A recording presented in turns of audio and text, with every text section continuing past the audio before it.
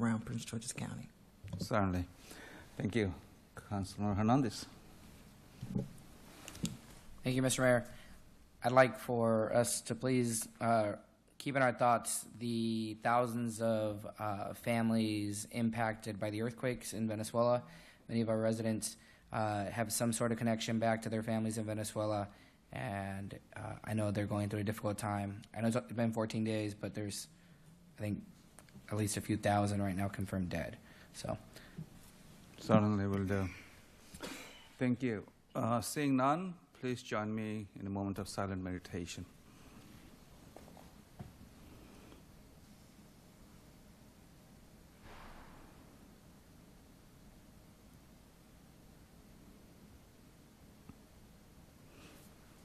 Mayor Pro Tem Mackey.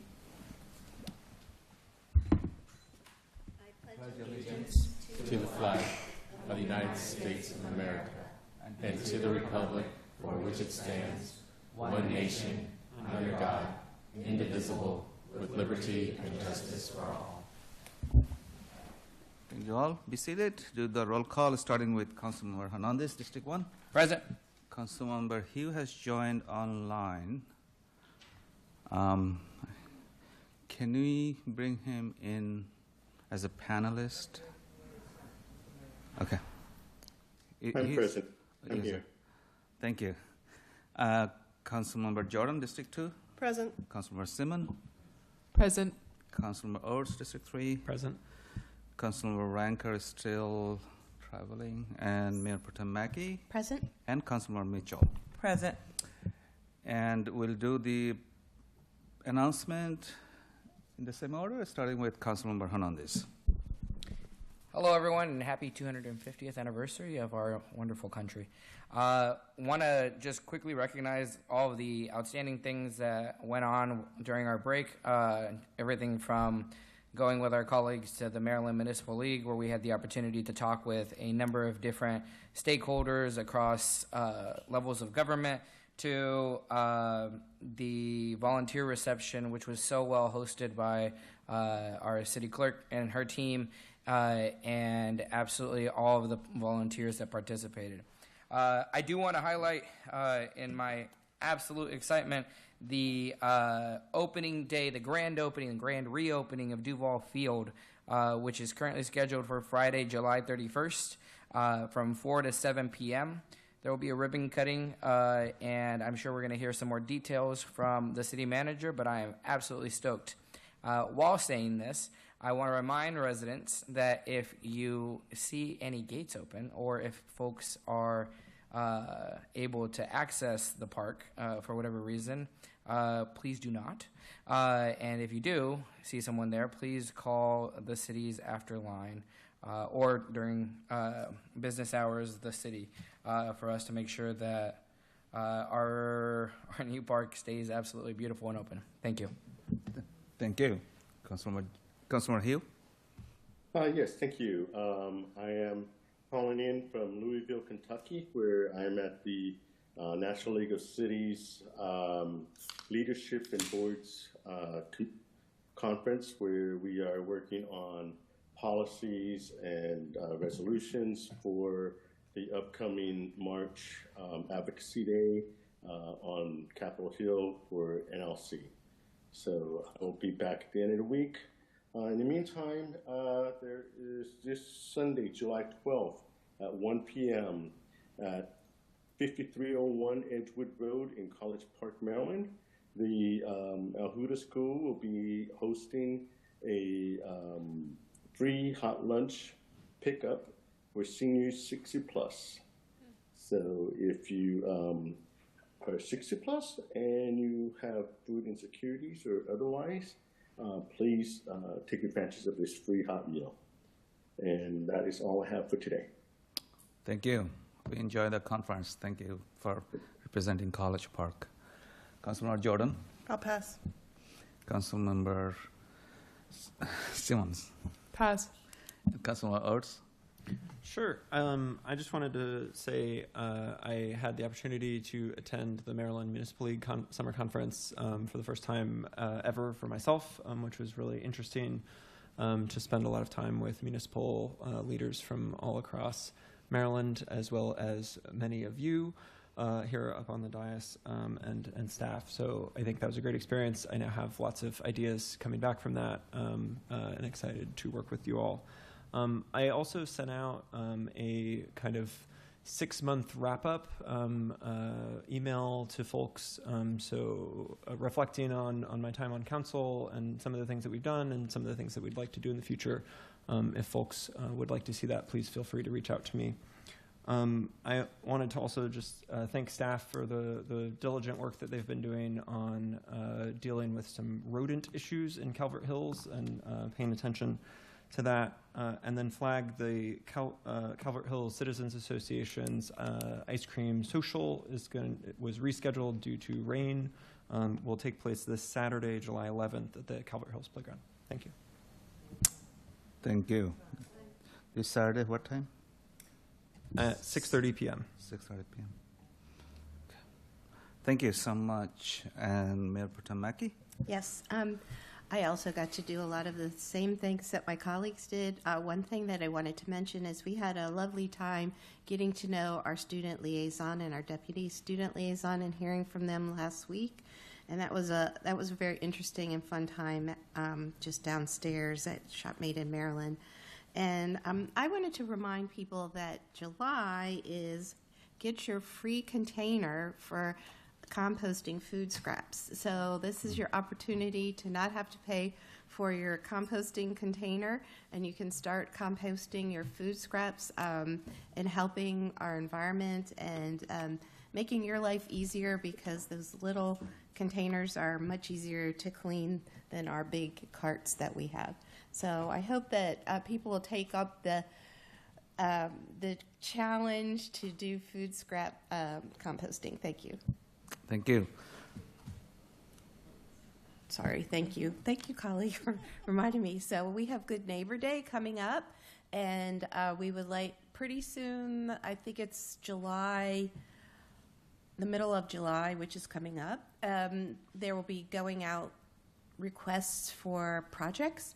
So if you think of a project you'd like to be done on Good Neighbor Day, please think about it. And the link will be on the city website. It always is. And you can do anything from, we'll be collecting food, and also there'll be a lot of environmental projects. But if you have an idea for a project, please let me know, and I can send you the form, or the form will be on the city website. Thank you. Thank you. Thank you for your leadership. Councilmember Mitchell. Thank you, Mr. Mayor. Let me get my thoughts together as I look at my piece of paper. Also want to add, had a good time at the Maryland Municipal League, again, in Ocean City with all my colleagues. It was very refreshing to hear some of the remarks made by our governor, Wes Moore, as well as to hear from the incoming president, the mayor of the city of Bladensburg, Ms. Takesha James. So we look forward to a year of success under her leadership. I also had the opportunity to represent the city at the Washington Council of Governments retreat this last Sunday, and we learned some great information about affordable housing and housing targets, and hopefully I'll be able to put a report together to provide next week and conclude that brings together some of the salient points about what the DMV area is doing about affordable housing. I thought Councilman Hernandez was going to mention about the Route 1. Yeah, the Route 1 vision session that was held in Beltsville. That was a very remarkable outpouring of residents from across District 1 area to see the sketches that are being proposed for Route 1. And I want to say last night, thank you to our public safety team. They did an excellent job with the monthly public safety meeting. They actually provided us with some actual statistics regarding the stop sign camera, which was very impressive. So I want to say, yes, kudos, and I was look forward to giving that information to our residents, and hopefully the management, our city manager, will also make some comments about that. Thank you, Mr. Mayor. Thank you. And the numbers are going down in terms of the citations. Good. Let's go to our student liaison, starting with Ms. Martin. Hi, thank you. So Sammy and I have been meeting and we solidified our priorities for the year. So we really want to focus on affordability, safety, and transportation. And for affordability, we want to help you guys lobby to the county for your zoning.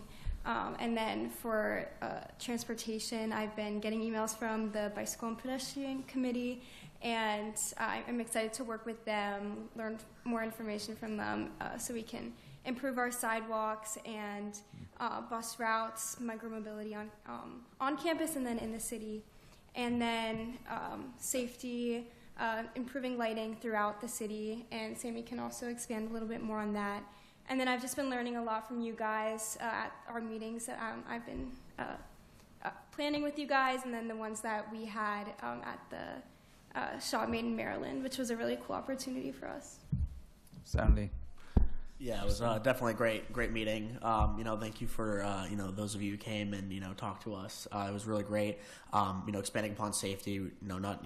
Lighting is definitely very important. Looking at ways we can expand monitoring systems through cameras to prevent crime, and just making sure we can make College Park safe. I know we talk about as a big priority for the city, the image of the city and our plan for what College Park should be known as, nationally, locally, and at a state level. And I think a big part of that is safety. So that'll definitely be something we focus on throughout the year, in collaboration with focusing on transportation and affordability. So looking forward to working with you all on that.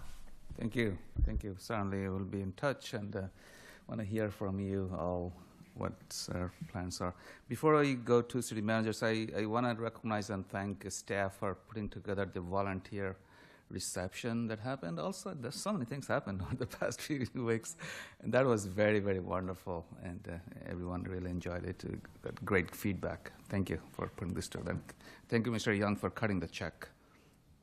Well, I enjoyed watching Councilman Hernandez's dance moves. I didn't know he had the moves like that, but he definitely kept us entertained for sure. Certainly. Please go ahead. Thank you, Jacob. So, good evening, Mayor, Council, residents of College Park.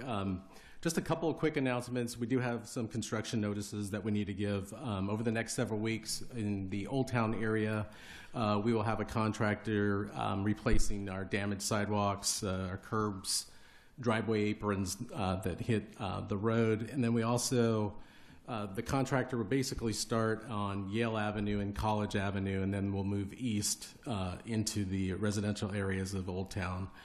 We just ask residents that they pay attention to parking restrictions posted on the orange barrels and stay alert for temporary sidewalk detours to allow crews to complete work safely. And then we also have some work done up in Lackawanna Street. We'll be closing that on Monday, July 13th, between 49th Place and Rhode Island Avenue. It'll be closed to through traffic from 8 a.m. to 3 p.m. for approved tree removal in that area. We also, Friday night live this week, from 6 to 8:30 here in the City Hall Plaza, we will have another band playing, Thunderball, and so we invite you to bring your friends, your family. We'll have beer, food. We'll also have a bounce house and kids' crafts. And obviously, we always do free popcorn and slushies for the kids. Parking will be free in the College Park parking garage across the street. And then July 17th through the 26th, we'll also start our Taste of College Park. This is a citywide event. And thanks very much to Kyle. He has been coming down from Baltimore and really helping us get through these events and get them set up for in the future. And actually, I just forgot his restaurant's name in the hotel. But, gosh, Iron Rooster. Yes, thank you. I was like, I had lost my train of thought there for a second. But Iron Rooster has been very instrumental in helping us get that off the ground and getting the businesses involved. And Mr. Williams, as well with economic development, has been doing an excellent job getting that set up. Also, wanted to kind of brief you that we, in the next here and now, We will have insert for our FY27 budget and brief that we will be having for residents, and also give them a QR code if they want to learn specifically about certain programs. So be out on the lookout for that. And then I needed to let you know for item 26G61, we did notice that the actual motion needed to be changed, and it is in your red folder. We had an amount not to exceed $245,461.05. The actual contract amount should be $258,753, and the additional amount was basically due for the doors on each floor of the garage. We decided, since we are doing the replacement of the full elevator system, that we needed to go ahead and do that now while we have it down. It made the most sense, but I just wanted to draw your attention to that. And then, Ms. Hitchpeth, do you happen to have the information on the stop sign cameras, I believe? Sure. Mayor, Council, at our meeting, our public safety meeting the other day, we did share some information on our stop sign camera program, and we provided some information over the last few months on the rates throughout the city, and also kind of showing a trend since the end of school, and some of the information there. What we really wanted to show is that, one, the camera program has been effective in changing behaviors at our stop signs, and two, that, as we mentioned before, the city's program is is adept at looking at the incidents themselves and making adjustments. I think, as we've noted in other municipalities, when we're reviewing the cameras, we've had an opportunity to take a look at some of those stops and kind of make adjustments. So when you see one of the issues that came up in our conversation was that there was a certain number that the Prince George's County rejected, and from viewing them, and I think that's the one thing we want residents to know, that we're looking at how people are stopping and trying to make corrective behavior, rather than this just being something that's punitive to our residents and our visitors to the city of College Park. So that's what was shared last night, and I think it was a pretty good meeting from the standpoint that was how we really want to kind of get that message out and make sure that's effective for all residents and visitors. And last but not least, we have our premier Duval Field Day and ribbon cutting that will be taking place on July 31st from 4 p.m. to 7 p.m. We really would love to see as many people from our community come out and enjoy our revised amenities out there. We will have pickleball courts, which Councilman Hernandez will be loving hearing every day. We'll have some bocce ball courts, cornhole area. We have exercise equipment, basketball court, and soccer and baseball fields all have been redone. Looking forward to having a number of VIPs in the area and enjoying our time there. Also, wanted to let you know I did start having my preliminary conversations with the University of Maryland and Terrapin Development Corporation regarding the upcoming conference for Quantum and what our participation will be. So I'll be getting with each of you and letting you know kind of what our options are that we can participate in that particular event, and really excited about that. We're expecting about 8 governors to show up for that event. So it'll be a high security couple of days in College Park. And many other high level officials from corporations. So it's a lot of deals to be made, but I think we also have some good announcements that we can make on behalf of the city. That's all I have. I'm happy to answer any questions. Thank you. Any question for Mr. Young? Seeing none, let's go for acknowledgement. Is there any elected official in the room? Oh, former District 2 Councilor Ms. Gross is in the room. Thank you for joining us. Let's do a proclamation, and we have one proclamation, and which is about Disability Pride Month, and it reads as follows.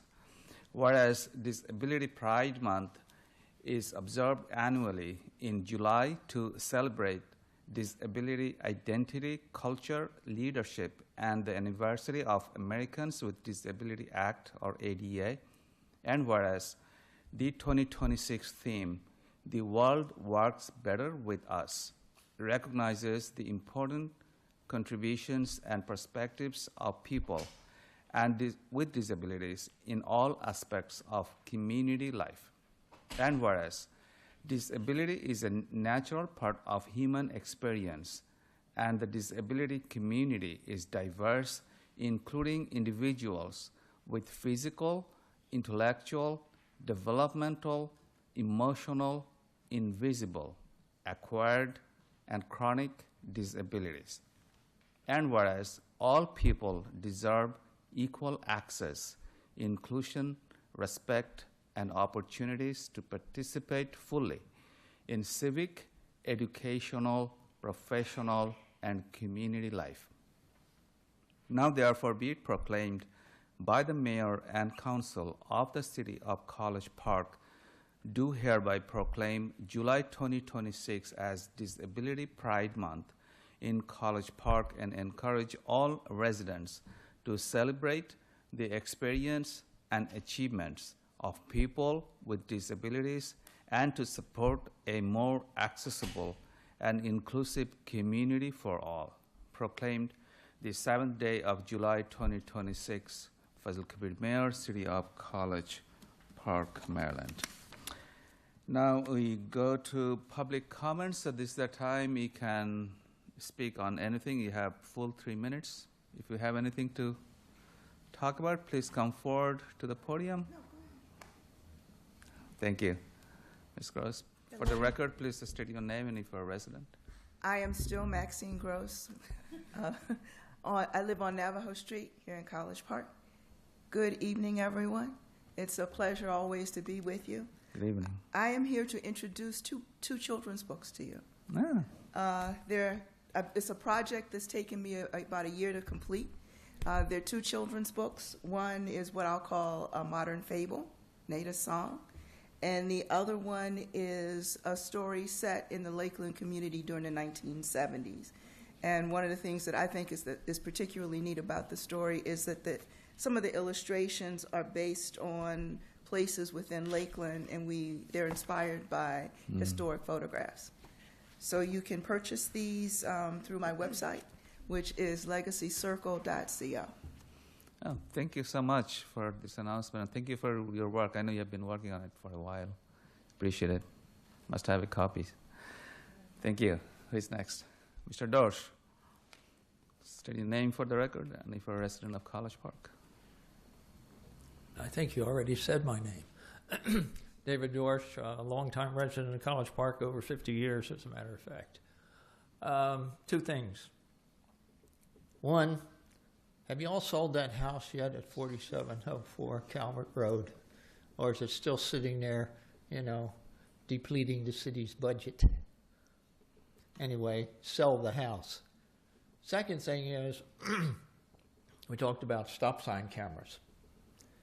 Now, these are supposed to be for a public good. Have any of you all gotten any tickets from the stop sign cameras so far? Yes, I thought so. Probably everybody. And why is that? Well, when you come up to an intersection, you're driving 25 miles an hour, so you get close to the intersection, you slow way down. In fact, you're getting ready to stop. Well, now you see the intersection, there's nobody there. All right, so do you come to a complete wheel stop? No. Normally you're driving as you get to that white line at about 1 mile to a half mile an hour. Now you see there's nobody there, you continue on. Well, with the nice stop sign cameras we have, that's going to cost you $40. These stop sign cameras are not for public safety. They're for one reason and one reason only, and that's to collect the money. The company gets part of the money, as I understand it, and the city gets part of the money. So, but I don't think this does anything to improve the safety of the intersections. In fact, there's some of the intersections I see these cameras at, I don't think you've had a crash or anything there in the last 10 years. So, really reconsider the fact of putting these cameras at the stop signs, because I do not think it serves the public purpose at all. Thank you. Thank you. Who is next? Mr. Hussain? State your name for the record. If you're Hussain Waheed, Advanced Technology Acceleration with University of Maryland, College Park. June 22nd, the NIST, National Institute of Standards and Technology report came out regarding the collapse of the condo in Florida. I think you may have read about it. It's the Surfside condo collapse, and 90 people lost their lives, but it took 4 years to put together the report. And the remarkable conclusion in the report is there were violations of the codes and standards and specifications from the design stage to the engineering report that came out in 2018. And at that very instant, within a few months, the administrative services concluded that it looked fine, which has happened many times. And I pointed out the reason we put together these specifications and standards methodology as a standard for the state of Maryland was exactly the same. But I was not expecting the report to be exactly one-to-one match for the 4 decades. And I had pointed out earlier in the presentations that University of Maryland also collaborated for 4 decades and converted those very standards into national standards for separate industries. So it has added tremendous support, but I have not had the chance to talk to the people who are supposed to finalize and draft those bills or other guidelines that can be immediately implemented. So there are many other things that occur. Before that, I had pointed out what happened in the Livingstone facility for paper pulp mills in Washington State. These are all minor drifts, but we have to address them one way or another with technology, especially human training and AI training can take place at the same time. And every day is valuable for transformative economic efficiency, and that is the reason why we have put together that proposal to have voluntary collaboration in College Park with University of Maryland. I've circulated that a couple of times. I'll do that again. It's called St. George's Appreciative Collaboration Initiative. Please take a look. We can follow up, and I'll pursue it with other organizations as well. Thank you. Thank you so much. Is there anyone else in the room who wants to speak on this? If you have joined online, please raise your virtual hand and we'll allow you to speak. 1, 2, 3. Seeing none, let's go to number 9 agenda item, which is the amendments and approval of the agenda. I don't think there is any known amendments. Is there, Mayor Protem? Okay. Okay. Moved by Councilmember Mitchell and seconded by Mayor Protem Mackey. All in favor, say aye. Aye. Any opposed? Any abstention? The agenda has been approved. Let's go to the consent agenda, and before I entertain a motion, let me read them out. We have 5 consent agenda items, and the first one is 26G61, which is about the consideration of approval of an elevator contract. And next one is 26G62, which is about the consideration of approval of a contract award in the amount of $63,392 to Criswell Chevrolet under Baltimore County contract number SEON 10003180 for 2 fully electric 2027 Chevrolet Bolt sedans. 23G56, consideration of approval of the Acela contract renewal for code enforcement and permitting software in the amount of $51,578.28 for the period July 26, 2026 through July 25, 2027. Fourth one is 26G64, consideration of approval of a cooperation agreement to participate in the Prince George's County Community Development Block Grant CDBG Urban County qualification for FY27 to FY29, and the fifth and last one is 26G66, approval of the March 10 and March 24, 2026 minutes. Mr. Entertain a Mayor? motion? Mr. Mayor, before we move forward, 26G61, we had an amended sheet. Is it necessary? I'm asking the parliamentarian to read that out. Yeah, I have it. It's not necessary, but if you would like to read it out, you can do so. Okay, point of clarification in regards to, because there's a change in the amount, so for the record, to be stated clearly, that on 21G61, the amount is $258,000 versus what was read in our previous No, packet. the motion I have does not mention any dollar figures. But for record-keeping purposes in our meeting minutes. I can read them again. 26G61, authorization for the city manager and Department of Public Works to execute a Sourcewell contract with TK Elevator Corporation in an amount not to exceed $258,753 for the purchase and installation of an elevator upgrade and modernization in the College Park Municipal Parking Garage, subject to city attorney approval as to form. Move to accept the consent agenda. Second. Moved by Mayor Pro Tem Mackey, as seconded by Councilmember Ors. All in favor, say aye. Any opposed? Aye.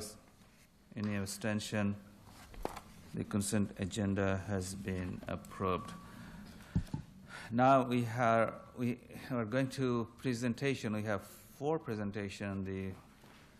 The first 3 presentations are about property use agreement, PUA, and the first one is the presentation from the licensee regarding live entertainment at the Lakelander, which is formerly known as the Hall, located at 4656 Hotel Drive, College Park, Maryland, 20740.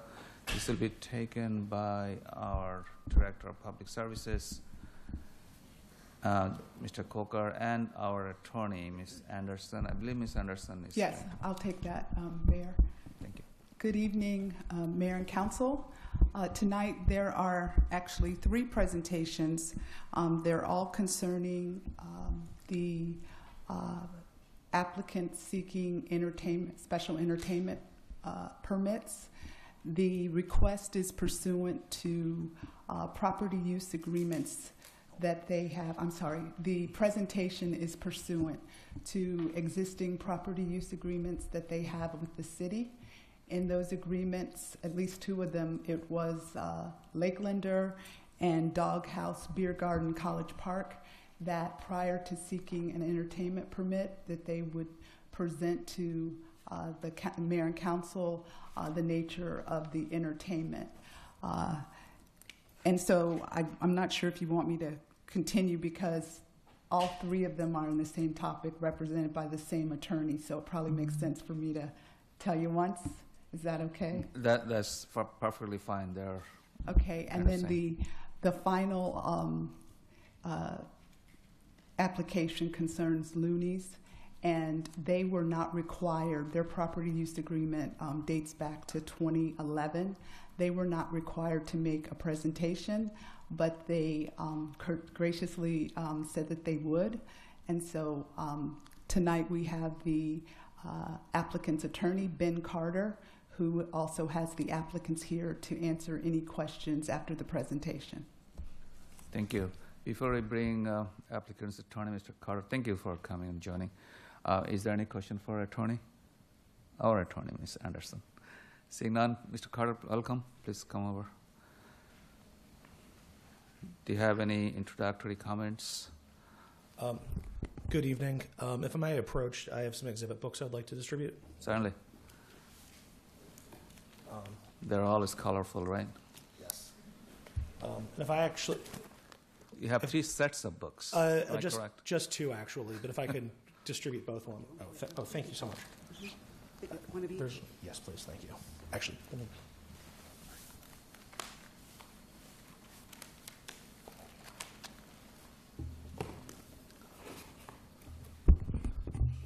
With respect to the Lakelander, with me tonight, I have the new owner, Felice Cowan, as well as the general manager, Heather Carrington.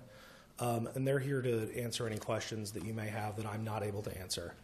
The Lakelander is formerly known as the Hall. My clients acquired the Hall last year and agreed to a new PUA with the city that was mostly identical to the previous PUA with the Hall. And the reason we're actually here before you tonight is in part due to a change of liquor board regulations. It used to be that an entertainment permit could be transferred with a liquor license.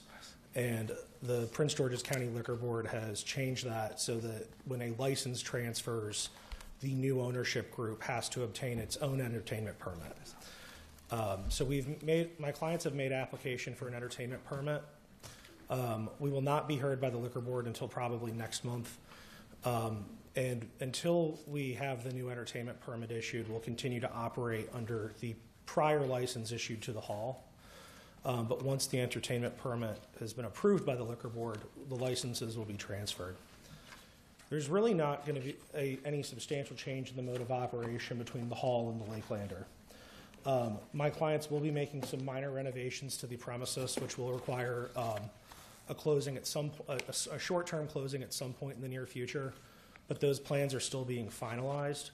So we'll continue to operate as the Hall until those plans are finalized. And when they're finalized, we'll apprise the City Council of those plans and the duration of the temporary closing. Additionally, as part of the transition from the Hall to the Lakelander, my clients will be increasing the menu. They want to keep the same affordable price point, but also add some elevated options to make it more appealable to College Park as a whole, not just students. As far as entertainment goes, the entertainment they envision having is going to be the same type of entertainment at the Hall. It will be available to people that are not under the age of 21, as well as those over the age of 21. There will be security on site when they're having live entertainment. But they also don't envision being closing very late. They'll close at 10 o'clock on weeknights and 11 o'clock on weekends. And other than that, it's really it'll be an elevated version of what it used to be. And with that, I'm happy to answer any questions that the City Council may have. Is there any question on this establishment, the Lakelander? Turn on this, please go ahead. Is there a particular reason why you guys don't want to stay open later?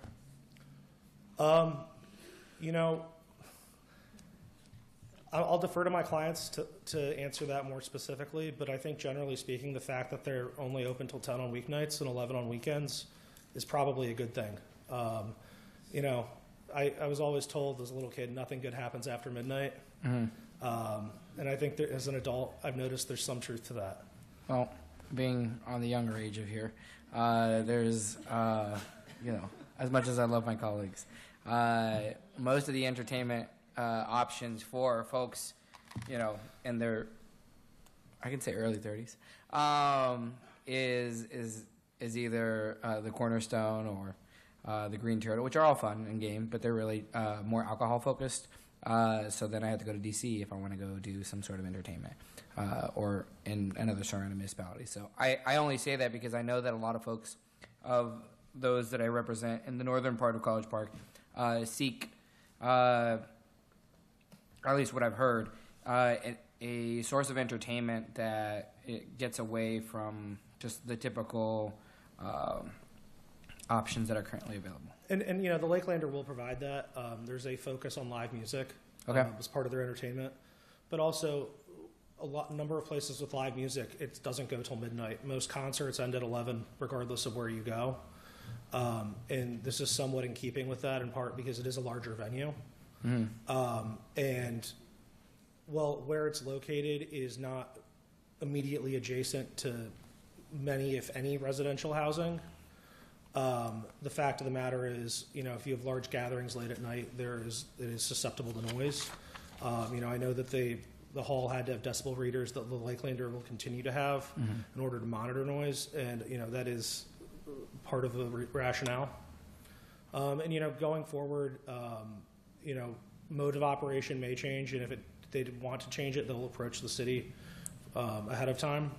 and the liquor board, as they're required to do by law. Sure. Okay. Well, I know that sometimes these meetings go right up to 11 p.m. and I have nowhere to go. So let your clients know that. She's taking note. Yeah, in that note, you need to open until midnight, actually, because our meeting goes very late. Mr. Oates. I can't say I expected that request. Yeah, thank you, and appreciate, again, the investment that these folks are making in the community. I would just emphasize what I said when the POA came before us, that making sure that the noise doesn't have undue impacts on the local community. I know the hall had at least one EDM concert that went very, very, it doesn't matter how late it is. When my 2-year-old is trying to go to sleep at 9 p.m. And I can hear it with all my doors and windows closed, like that's a problem. So I think just being sensitive to that, but excited about this, and thank you. Thank you. Thank you for your investment. Councilmember Mitchell. Thank you, and the older person on the other end, Councilman Hernandez. I've too heard comments such as what Councilman Hernandez was talking about as far as entertainment, not going over 12 o'clock, I understand that, but having opportunity to do something here in College Park. That's what we've been focusing on for many, many years, and I hope that that can come to fruition in a light sort of way. But look, thank you for coming tonight, and look forward to what you have to invest into College Park. Thank you. Councilmember Simmons. Thank you.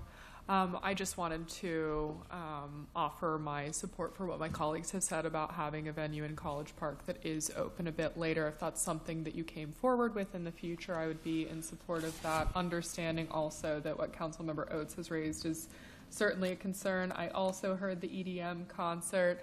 I don't have young children at home, so I enjoyed it in a way. But I do think sensitivity to compliance with noise ordinances is also very important.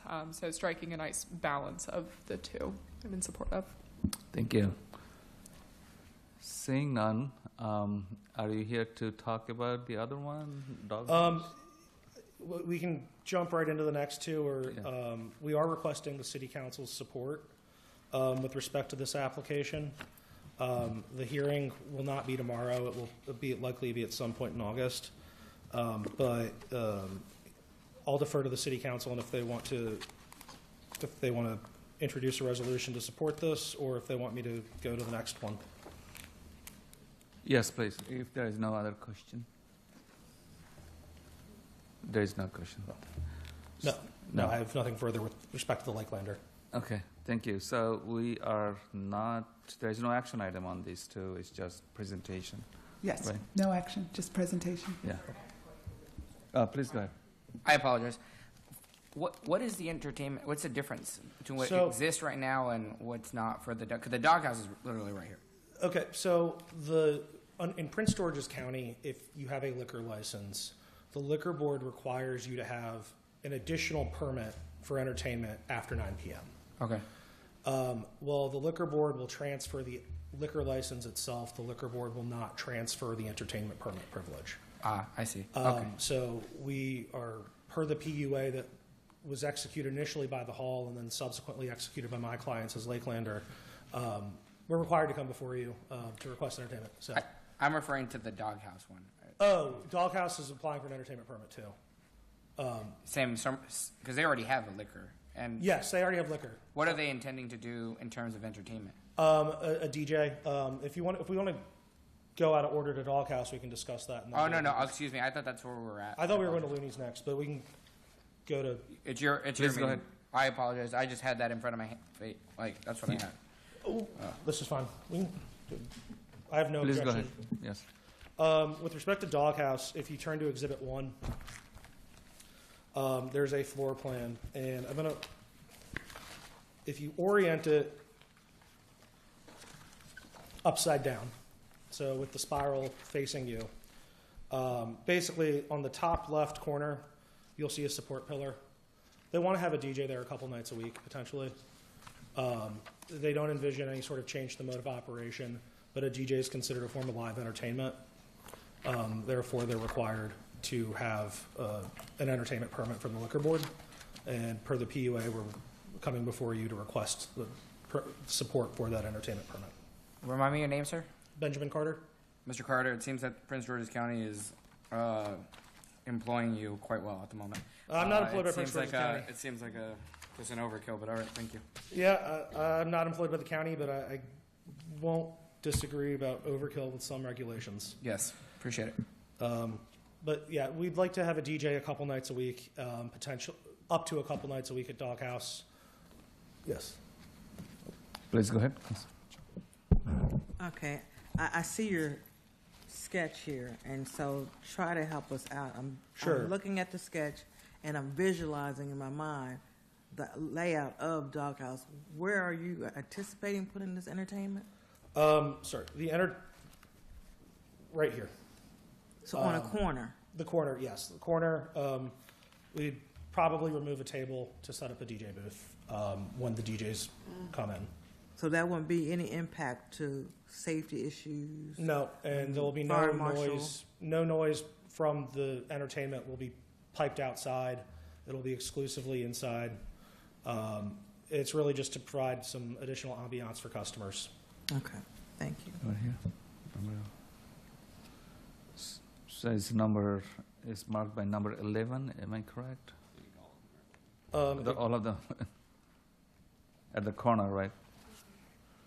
Right here. Can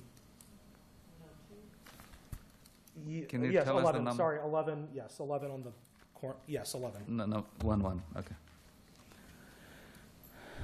With the dark square. Hello, Mr. Mayor. Sorry to interrupt.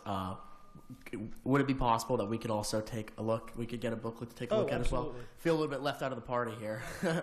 Thank you. Yeah, certainly. Yeah. Thank you so much. Appreciate it. Yeah.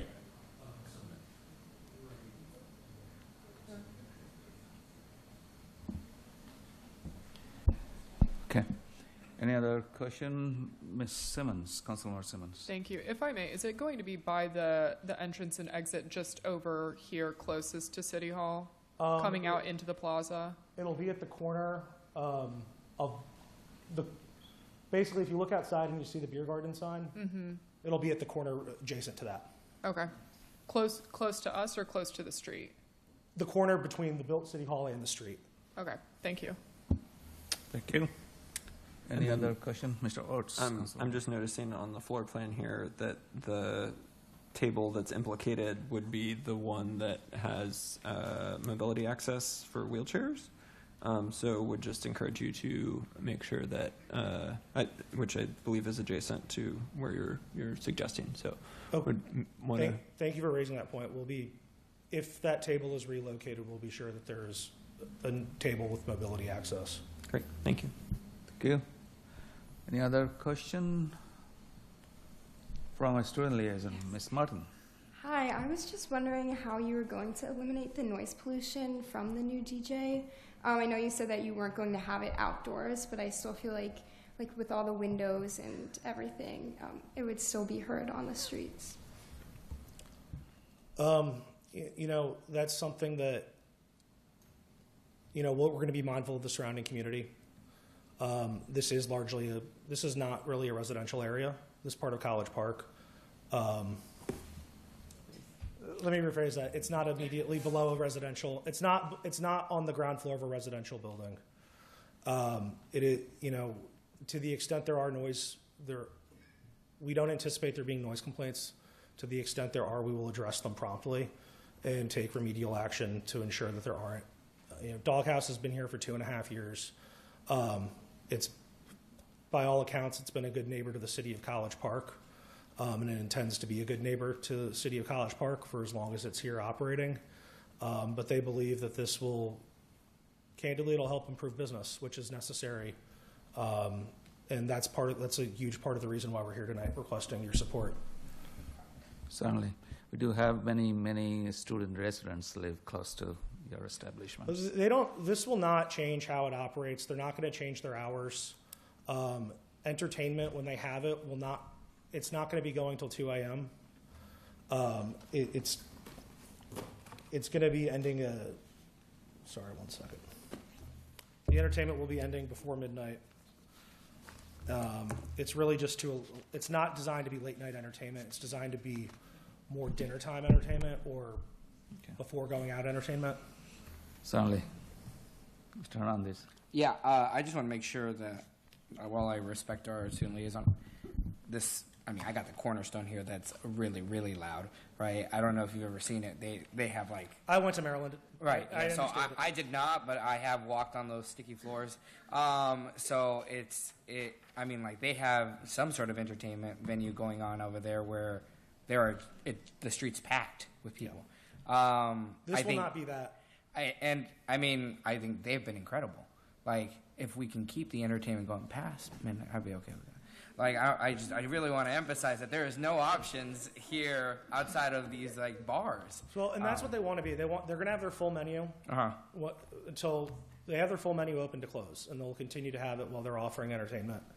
They're also, on nights they offer entertainment, they plan to start having security at 6 p.m. Right now, it's private security. Given the size and given the nature of the entertainment, we do not anticipate the need for uniformed police. Should that change in the future, we will apprise the city, but we believe that civilian security shall be sufficient. So it'll also enhance the community with that respect, because there will be additional security on site. And we greatly appreciate that. I think the only thing I would note from a city's equities is, and I don't know if there's a direct liaison with the city staff, but during our Friday Night Live events, we often have very amplified music. Obviously, I think you can come. We invite you for this Friday. But just maybe working in partnership somewhat there, because if there's competing like spaces. But that's the only note from a city equities perspective. I will say, if you want to just crank it during the day, you would bother our city manager. Like, it would just be right there with the office. But jokes aside, honestly, at least from the body, from the voting body, we would be supportive. I would be supportive. Thank you. Thank you. Ms. Councilmember Mitchell? Thank you so much for coming tonight. I think just to build upon what Councilman Hernandez said, and I'm taking it to a different aspect. We appreciate the fact that you want to bring live entertainment.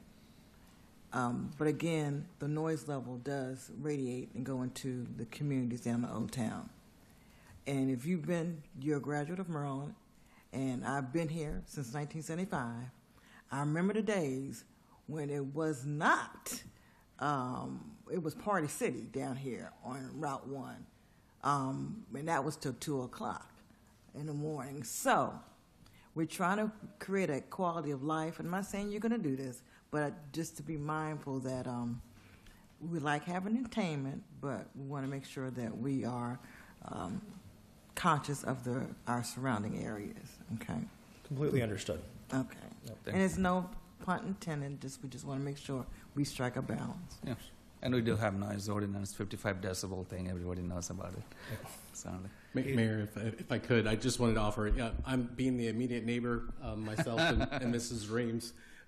It's very, very well attenuated, sound attenuated location. Quite frankly, they've been down with about 500 people down there. I forget what the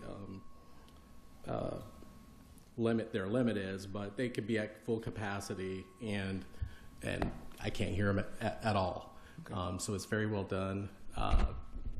The other thing is, we can work with, they do have the ability as the tenant to utilize the plaza, but that request has to come through a process that we have here with the condominium association, and then it's also a separate permit. I think it's a one-day permit that they have to get, just like we do when we do our Friday Night Lives. But they have the ability to do that, and we'll know when that is, and they have to be able to control access into the site. But they do have the ability to do that. Again, that would be another process that they have to go through for that. Thank you. Just last bite. Last one. It could be DJs. It could be live entertainment. It could be a whole band down there, like jazz band. I mean, like, there's a large group of residents that would want somewhere to go. We talk about third places all the time, right? I think, Mr. Mayor, you said it, right? Economic development and affordable housing is much more than just like affordable housing, right? You have to have a place you're going to go to. And if I have to take a $45 Uber to go downtown, like where I could just walk from North College Park all the way to North College Park down to downtown, right? Like, then it would be fantastic. Sorry, I like Travis Kelce says, you got to fight for your right, right, to party. Yeah. That's not Travis Kelce. He said it at Super Bowl. Yeah. No. And my All right, client, we can debate that later on. my client's here, and he's very he appreciates all the positive feedback and also all the recommendations, and I know he's taking note of them. He wants this business to be as successful as possible, and he greatly appreciates the support and the feedback because it'll help him achieve that. Certainly. Let's go to Councilor Jordan. Thank you again for coming, and I'd like to echo sort of both the bringing entertainment to College Park and also keeping in mind the neighborhood. But I'd also like to point out that this is something that also the City of College Park has wanted in terms of tourism dollars. So in addition to having a place in College Park that the residents can go to, I'm hopeful that these establishments and this entertainment capability will bring people from outside College Park to see our wonderful city. Thank you. Thank you so much. Is there anyone online? No, I don't see any raised hand by Councilor Hugh. Oh, sorry. Please go ahead. Thank you, Mr. Mayor. I did again want to echo my colleagues. I think in support of later entertainment conforming to noise ordinances. I love the idea about activating our civic plaza down here. But most importantly, I need to correct Councilmember Hernandez on the record. That is the Beastie Boys. That is the Beastie Boys. It is not Travis Kelce. All right. All right. I can entertain a motion. Which one is correct? No, I know. I'm kidding. All right. Thank you so much. Do you have any final thoughts? With respect to Doghouse Beer Garden, on behalf of my client, I want to thank the City Council for hearing us, and I appreciate the City Council's support, as does my client. Thank you. Certainly. And then lastly, I just have Looney's.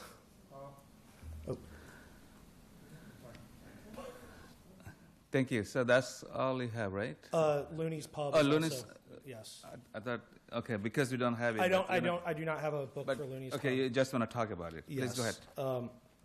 So Looney's Pub has been in College Park since 2011, and I think at this juncture it's probably one of the 10 restaurants that's been open the longest.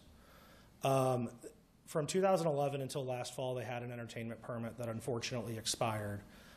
So we've filed an application for a new entertainment permit, and we're here tonight just to explain that to the city and hopefully request the city's support of that application. Looney's will continue to operate as it has for the past 15 years if this entertainment permit's approved. Looney's is unique, I think, to College Park. It's different from Cornerstone and Bentley's. Frankly, it is better food. Beyond that, they're also one of the only establishments, if not the only establishment in College Park that employs uniformed police officers as security every time they have live entertainment. Beyond that, Looney's has security on site after 6 p.m. 7 days a week. They take their responsibility to the community very seriously. They card everyone at the door when they're offering live entertainment. Their bartenders are instructed to card people again if they look like they're too young to be in there, even though if they've been carded at the door. Beyond that, every waiter, bartender, and manager is alcohol awareness certified. In 15 years, it's only had 2 liquor violations. I represent a lot of clients with liquor licenses in Prince George's County, and that's a tremendous track record. Not to diminish a violation, but 2 violations in 15 years is pretty unheard of. They take their responsibilities to this community very seriously. They've been here for 15 years, and they hope to be here for another 15 years.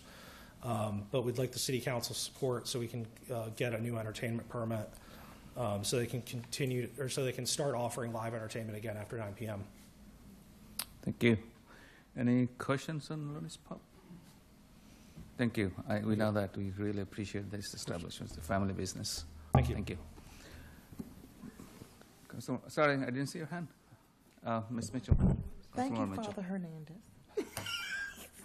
Please go ahead. Don't mind us. We're having a good time. Thank you for bringing this to our attention. I remember this was the first entity that I had approved sitting on the council back in 2011, so I'm glad that you're here. Hope you will continue to stay. But on another note, that's nothing negative. I was trying to find a restaurant to appeal to my colleague, Mr. Hernandez. We're talking about the doghouse, the hitching post in D.C. Have you back? It's a house, and it's a restaurant that has entertainment that goes to 1 o'clock in the morning, jazz entertainment. So if you want to look at that as a part of your model, adding entertainment, I'm just giving a nudge tonight. Thank you. Thank you. Okay, we do have Councilmember Hugh online joining. Please go ahead. Unmute yourself. Yes, thank you very much. I can say, as the person who was the first customer in line in Looney's when it first opened, I made that effort because of their policies, what they stood for, and the good nature of their management. And You're breaking up. Maybe you can close the video. I think there is a throughput issue. Yeah, please go ahead, continue. All right, so is this better? Yeah, it is better. Yeah, please continue. Okay. Yes, so as their first customer, I supported them because of their policies and their management team and all that they stood for. I've been there during the era where they had live music. There were no issues. It's a well-established business that has a good, long-standing record. So I'd like to just support them in this license as well as the other licenses. Here, this is nothing new to our city. The entertainment in these establishments, Looney's, in being different from the rest, is actually underneath their residential portion, but it had not been an issue in the past. So I would beg to just move forward with this already. You know, we have 3 of the same things. We're just asked for entertainment in establishments that are kind of built for it. So let's just move forward with this already. Thanks. Thank you. Thank you for your support. Thank you. Appreciate it. Is there any question? Further question? Councilman? I have a question. So you want a letter of support for all of these from the city? Not Or tonight. just this one? Not tonight. Not tonight. Okay, so this is your presentation, but you want us to vote on that in Support. the future? So, if the city, if it wants to take no position, that's fine. Municipalities in Prince George's County have the right to oppose pretty much anything before the liquor board, and we wanted to come before you because we don't want you to oppose us. We want to work with you. We understand that taking no position may be what you're required to do given time, and that's completely fine. But we would, in a perfect world, yes, we would love the city council's support, but at the very least, we just want to let you know what our plans are so that there's no misunderstanding and we're allowed to proceed. Thank you. So that's all we have. Thank you again for coming and talking about these wonderful 3 businesses. Thank you. Appreciate it. Let's be in touch. There is no action items on this. No. It's only presentations. May I ask a question, Mr. Carter? Carter, yes. Yeah. When is the board meeting? So Looney's hearing is actually tomorrow morning, or tomorrow evening at 7 p.m. Oh. Doghouse Beer Garden hopefully will be tomorrow at 7 p.m. as well. Lakelander will not be until next month. Okay. Can I ask why did you come the day before?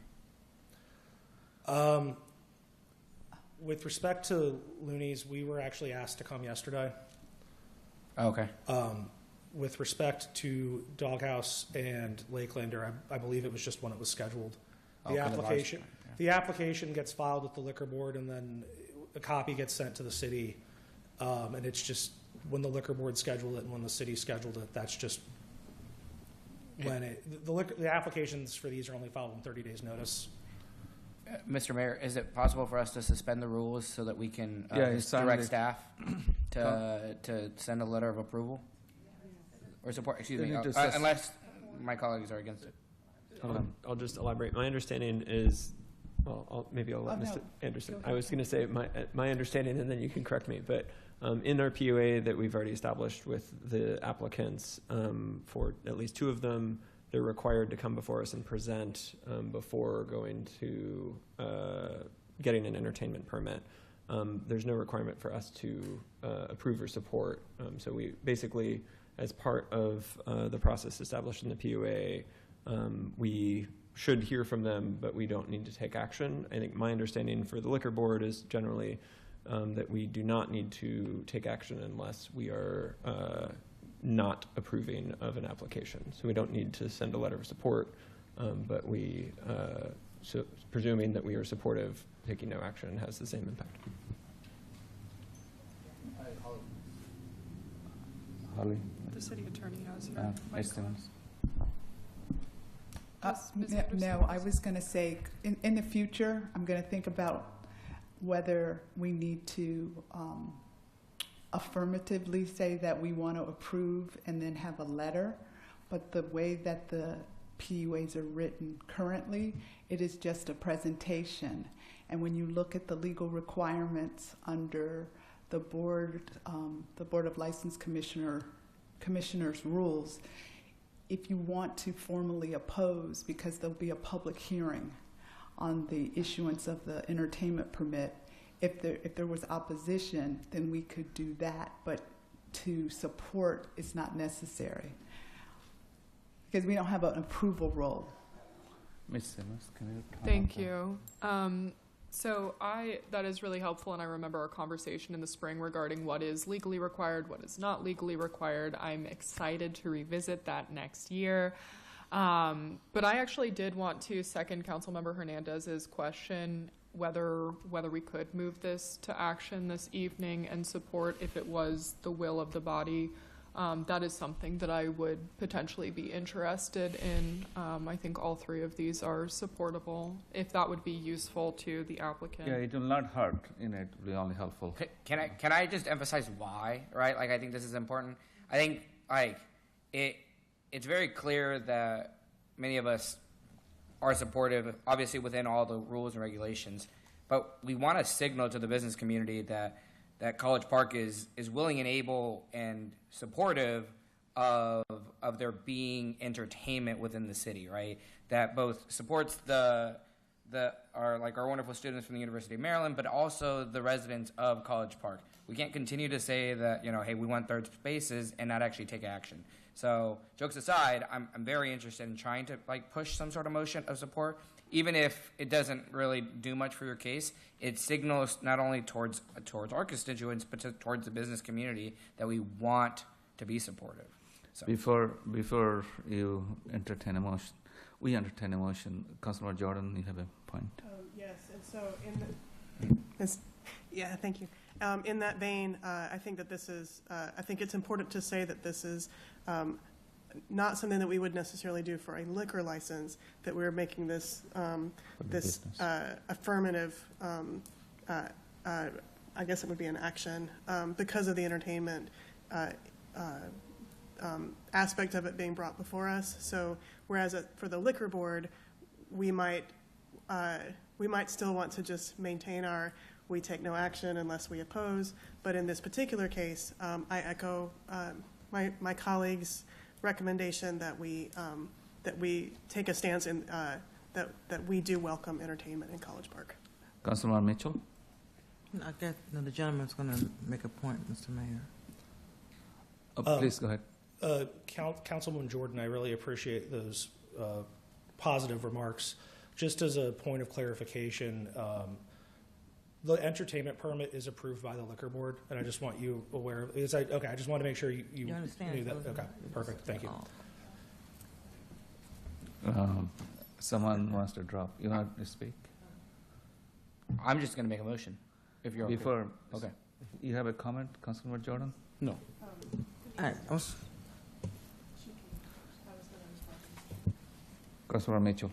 Okay, I'm going to respond to his comment first because now I'm on the top and it's the same conversation. Yes, I understand that. What I meant was that this is the entertainment aspect, even though it's going to liquor board, and that I'm not saying that what we would do is do this for someone who is asking for a new liquor license. That this is specifically about, not that we couldn't, but right now this is about the entertainment aspect going to liquor board. Thank you. Thank you. Councilman Mitchell.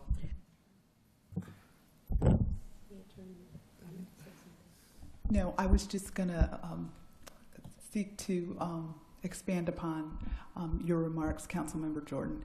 So when they come for their application for their alcoholic beverage licenses, we do come with you for formal support, and usually it's pursuant to a signed or negotiated property use agreement, I should say. And if you do support it, if you support the application, we move forward with execution of the property use agreement, and we send a letter from the city manager along with the property use agreement to the Board of License Commissioners.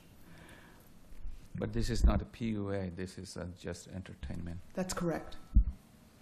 That's the difference. So does the council is still interested in moving the Mr. Mayor, I'd like to motion to suspend the rules to oh, I'm so sorry. Well, Councilman Hernandez, please do, because I was going to say, I'm stopping the comments. Let's go ahead for the motion. Go ahead. We can discuss everything else later another time. Turn off your mic, please. No, Mr. Mayor, I'm not going to turn it off. Not turn off. Mr. Mayor, I'd like to make a motion to suspend the rules so that we can take direct staff to action. 3 letters of support to in support of the entertainment for Doghouse, the Lakelander Group, and Loonies. Does staff have enough direction on that motion? Has enough. He did in the beginning. It's one motion. Oh, sorry. Okay, I motion to suspend the rules. Okay, and then I move to direct staff. Huh? Oh, sorry. Can I do this together, Ms. Anderson? Hold on. You can, yes. You certainly can. We can. I think you're good. You're good. Is there any second? Councilmember Jordan. What's the full motion? Motion is suspend the rule and send a letter in support. You're good. I think everyone understood. And seconded by Councilman Mitchell.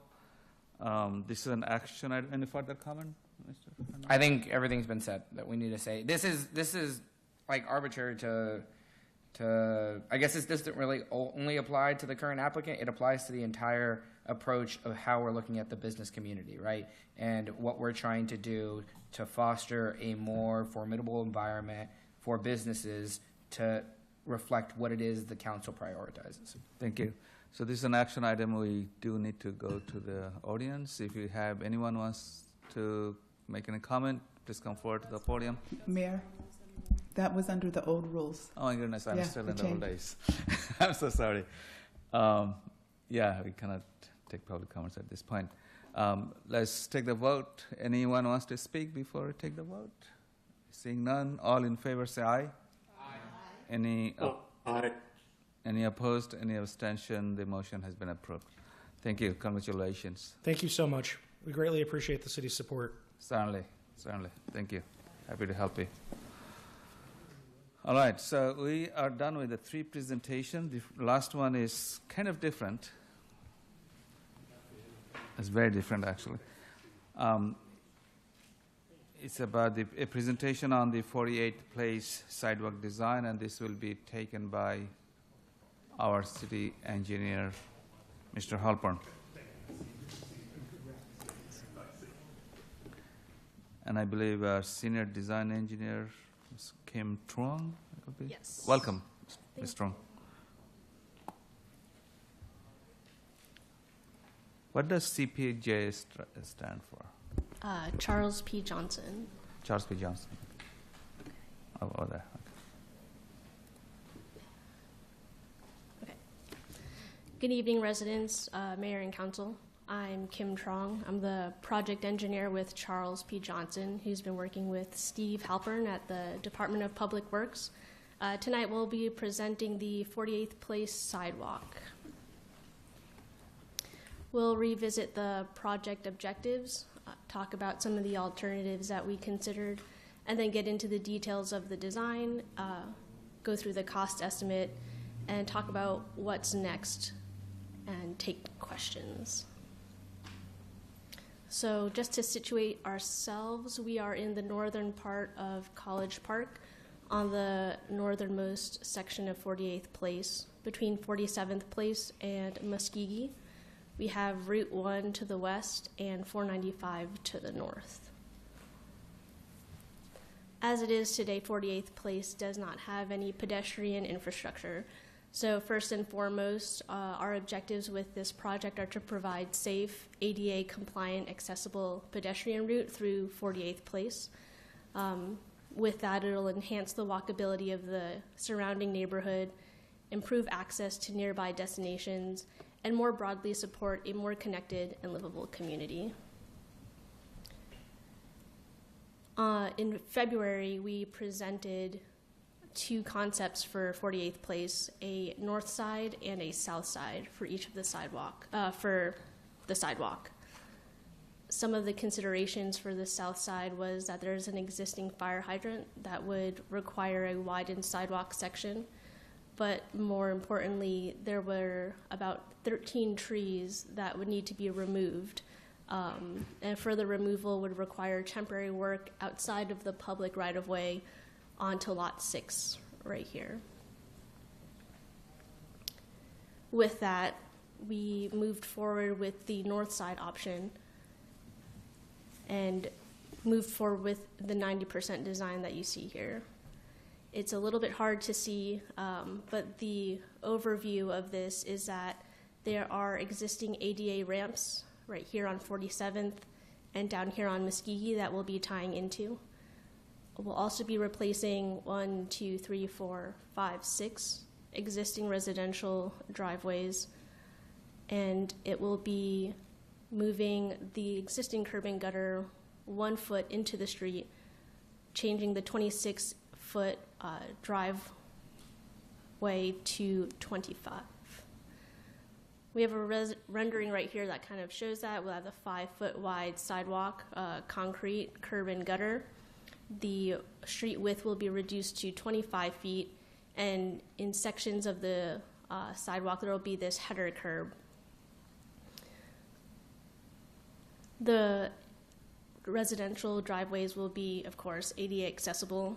They'll tie into the existing roadway, and they will be no more than 2% cross slope, and it will follow the existing slope of the street. One of the considerations for the north side design is that there is an existing wire pole. Here we'll have about 4-foot pinch point between the edge of the sidewalk and the pole, which is still ADA compliant. ADA regulations allow down to a 3-foot pinch point for a certain amount of distance. The preliminary cost estimate is around $200,000. That includes the removal of the existing curb and gutter, the new curb and gutter, the new sidewalk, header curb, all of the construction along with that, and the typical construction costs of mobilization, maintenance of traffic, erosion sediment control, etc. So we presented around the 60% in February, and here we are with a community meeting to discuss the decision, the decision that we moved forward with on the north side to show the 90% design. And next steps are to continue and finalize the design and then hopefully go to construction. Thank you. Thank you so much for coming and presenting it. I know the community has been discussing this for a while, and there's a huge interest in the community. It's just such a very nice amenity, connecting Muskogee Street and 47th Place. Yes. Yeah, thank you. I'll go to my District 1 colleagues first. Councilor Hernandez, I'm sure you have some questions. Not many questions. I want to thank everybody who's participated in the preparation of not only engaging with the residents from an educational perspective, but also taking in feedback. I know that this is quite a slope of a hill, and there's some environmental impacts, including trees and some of the stormwater mitigations that folks had expressed some concern with. I feel pretty confident that, the community, I think we've knocked on doors and we've had civic association meetings on this particular sidewalk. But I'm really excited about the fact that it will be a part of the Complete Green Streets project initiative that I think you guys launched almost a decade ago now at this point. The only thing I'd like to ask is to make sure that our residents are being engaged throughout the process. I think most recently when the Hollywood sidewalk was being done, some of the issues that came up were some of the aprons and ramps and the retaining walls, which I know will be necessary on this particular portion of the sidewalk, just because given the fact that there's so many hills. So please, I look over to Mr. Halpern, our city engineer, but also whoever we end up using for the construction contract to please engage regularly with the residents throughout the entirety of the process. But from my perspective, I'm fully supportive and ready to make the motion whenever my colleague finishes comments, or he can make the motion. Certainly. Any other questions from the council? Yes, Councilor Hugh. Hugh here. I agree with my colleague. This has been hashed amongst the impacted residents, and it seems the majority of the favor goes towards this design. We've done our due diligence on this one, so I'm happy to move forward with this if my colleague wants to take the motion. Okay, thank you. So this is, again, a presentation. It's not an action item, correct? It will come back to the council shortly, but this is just a presentation. Today is only presentation. Okay. Sure. Thank you. Thank you. You can consent it. Right? Thank you so much. I also want to thank Mr. Halpern for your leadership and your work. You always do a fantastic job. And thank you for listening to the community. I know the original plan was in a different alignment on the south side, but that plan has changed. So thank you for listening. Mayor, so you're proposing we put that on consent? Is the council okay with that? Yeah, I think there's no opposition. Certainly. Now we go to the final action item. So we only have one action item, which is for the update on July 2nd Planning Board meeting regarding legislative drafting request LDR-142-2026 proposing a county accessory dwelling unit ADU ordinance, and this will be taken by our Director of Planning, Ms. Bader, and also our Senior Planner, Mr. Nunez, and also our Deputy City Manager, Ms. Hedgepath. Please go ahead. Thank you, Mayor. Good evening, Mayor and Council. For the record, I'm Miriam Bader, Director of Planning and Community Development. Tonight, staff is providing Council with an update and requesting direction on how to proceed with comments to the County Council regarding their proposed ADU legislation.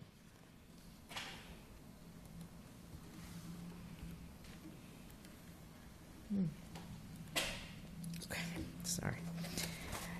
At the July 2nd Planning Board meeting, a legislative drafting request was submitted to the Planning Board to amend the Prince George's County zoning ordinance to comply with the state's ADU mandate. The Planning Board forwarded the ADU legislation to the County Council. The County Council met today, and the bill was renamed CB-074-2026, was introduced, and it was referred to the Planning, Housing, and Economic Development Committee. They will work on ADU legislation in July and September. The County Council goes on recess in August, so they do not meet in August. The legislation must be adopted by October 1st, 2026. Ms. Bader, before you move further, can the presentation be projected to the screen on the left as well? Okay. Yeah, that's the way the council can see it. Thank you. Sure. The city has been actively involved throughout the county's ADU legislative process. On June 2nd, the mayor and council submitted a letter to the county ADU task force outlining the city's recommendation. Staff then met with Maryland National Capital Park and Planning Commission staff on June 23rd to discuss those recommendations in greater detail. While county staff was receptive to the city's recommendation, there was not time to amend the proposal. Tonight, we're seeking authorization to continue advocating to have the city's concerns addressed as the legislation moves forward. This table summarizes the key differences between the county draft and the city's recommendation. Most of the city's recommendations focus on supporting neighborhood stability from student rental market pressures.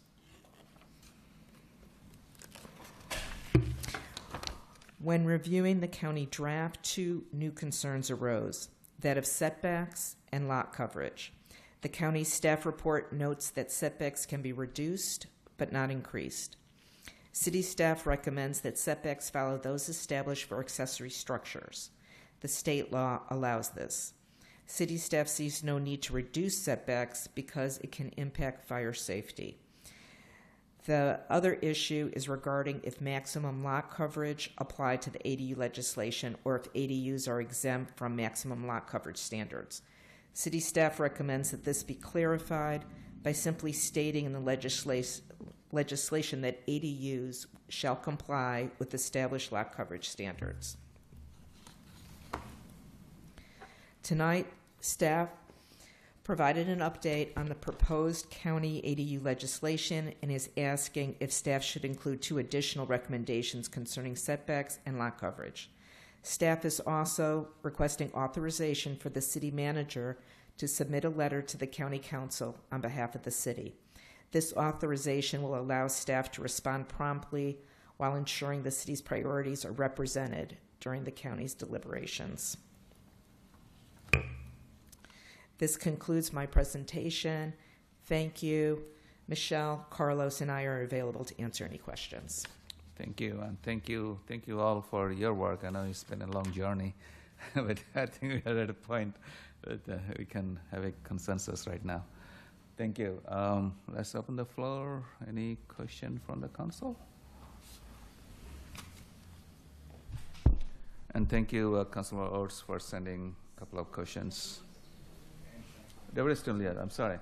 Yeah, quick procedural question around this. So I know that right now we're looking for authorization for those two additional recommendations. Because the county did not adopt the previous ones, are we not going to include any of those in these additional recommendations we're sending because they haven't been adopted? Or is there a possibility that we could reiterate some of the previous concerns that we've had? Right. No, the intent was... Sorry? Okay. It was not included when it was presented to the planning board, but now it's been forwarded on to the county council. So we are forwarding those recommendations to the county council. And then we're asking if we should adapt the two new ones because that hasn't gone before the city council yet. Gotcha. So they're all going to be sent if we add, these are just going to be added additionally. Okay. Yeah, I just wanted to make sure of that because I want to express, my support for the pathway to legalization clause and owner occupancy clause that we're looking for to be included. This is, I think, incredibly important, especially owner occupancy, because we want to make sure that we're not having situations where we have, owners who live completely away from the community buying up a bunch of homes and then converting them to ADUs and making a lot of money, while they're not actually responsible for maintaining the conditions, especially because the county at least hasn't made it clear that they're looking to ensure ADUs meet safety requirements, especially for older buildings. So just reiterating the support for that on the record. Thank you. Thank you. Any further comments? Councilmember Mitchell and then Councilmember Oates. Thank you. Thank you, Mr. Mayor, and thank you to Miriam, Carlos, and Michelle for putting the letter together. My question is more procedural. They're sending it back to the committee. Are we going to have the letter in time for them to have it presented at their subcommittee meeting? And the only reason why I say that, because most of the times everything is really deliberated at their subcommittee meeting and brought back to the council. So for a timing mechanism, that's what I'm concerned about. If we approve it tonight, will they have it before the end of this week for next week's subcommittee meeting? Yes, so after you all make your decision, I'm happy to forward this to Raina Hightower, who is the director, and I've been working with her very closely. So we were exchanging emails today about when the meeting is. Thank you. And I see Councilmember Oates and then Councilmember Hill. So I have a couple questions, and again, appreciate your attention on this. So in terms of the action that's before us tonight, it says approve a city letter and allow the city manager to submit a letter. In effect, what you're seeking to do is to update the prior letters that were sent and send the letter that was sent by mayor and council and the letter that was sent by the city manager to the county council. Yes, that's correct. Okay.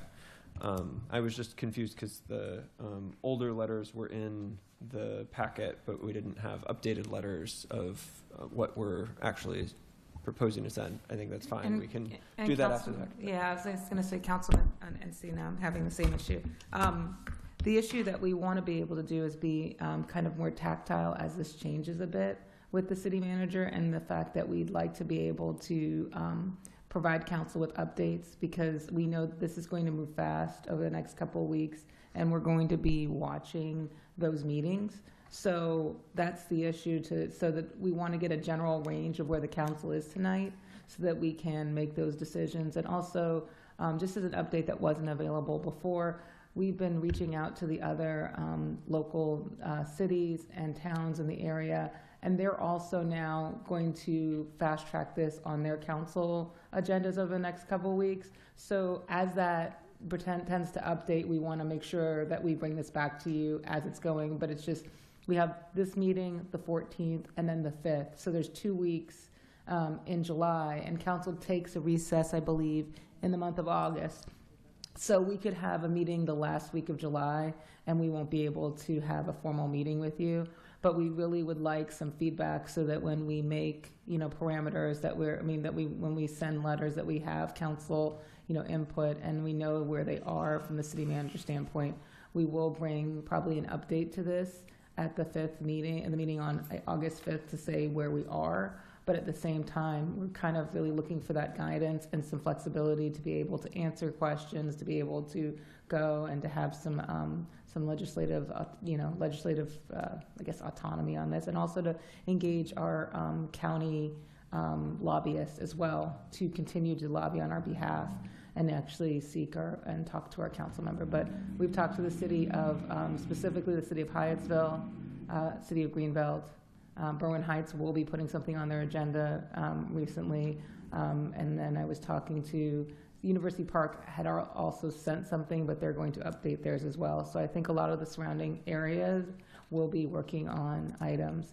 And I believe Bowie also will be, because they were at our lunch today, and they're going to be also writing something in regards to this. And we'll reach out to Laurel as well, even though they don't have a dog in this fight because of their zoning autonomy.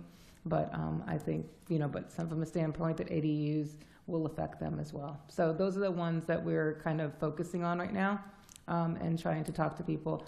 From my experience in the port towns, I can check in with them as well. But I think from that standpoint, most of our concerns were that having ADUs legalizing and have a pathway to legalization was the way that the Port Towns really were looking at it and just being the affordability option. So, but we can also check in with them. I just wanted to kind of provide that context because I think that's important at this point, especially with the timeline. Yeah, no, I'm not. I was just making sure I understood what we're doing here. I don't think we need to wait to move this. I just want to make sure we understand it. On the setbacks issue, I am supportive of what you've put in the packet. I think my question is, if presumably if somebody was seeking to have something that was reduced from what was there, they would still be able to go through the special exemption process? Or is that? Are you asking if they want to reduce the setback? Yeah. Then there's a variance process. Yeah. Okay. Yeah. But I know somebody asked me what the setback is, and it's sort of a complicated formula, but it's typically 3 feet. So 3 feet from your rear property line. So that's pretty close. I didn't want it to. For some reason, the county staff was talking about, well, you can reduce it, and I'm like, why would you reduce it from 3 feet, and then you have somebody else's accessory structure, which is 3 feet away, and 6 feet is not. It's not recommended by the fire marshal to have the two structures that close because it could jump over the property line. Understood. Thank you. Thank you. Let's go to first Councilmember Hill, and then Councilmember Hernandez, and then Councilmember Mitchell. Councilmember Hill, please unmute yourself. Thank you. I'm wondering if it is possible, besides just writing a letter, I see that they have these overlay zones for Greenbelt and other places, neighborhood conservation overlay and CO zone. I'm wondering if, besides a letter, if we can suggest a overlay that would meet our needs, that they could apply to, whether it be places that have small, dense lots, high density, small lots, or university towns, something like that, that could be to our advantage, that we can have a separate set of standards in our overlay than what they're trying to do elsewhere. Is that possible? Yeah, I think if I had council's support, that could be a recommendation. I'm not sure if they would agree to it, but it could be a recommendation. It could give them something to work off. If they see that work off of, if they see it, wow, this is already well thought out, this is easy enough to move forward with, because it's not something they have to invent an overlay, that this is already a working overlay that could just be applied. Councilmember Hugh, I think the issue that we found, and especially with talking with with Maryland Park and Planning, is that there wasn't an opportunity for the state, for them, when they wrote this draft, that they could give us that kind of overlay. It's something that we've kind of asked for. I guess, like Miriam said, we could ask again. But I really do believe that the issue that we might need to attack a little bit more is the issue of the parking study, because that is going to be required, but it hasn't been specified of what that actually means. And those requirements may be beneficial to College Park because of our limited parking, and that who determines that study is something that staff is recommending that we really look through, because we've kind of mentioned the issue that, College Park is different. We need to have an overlay zone in regards to our density.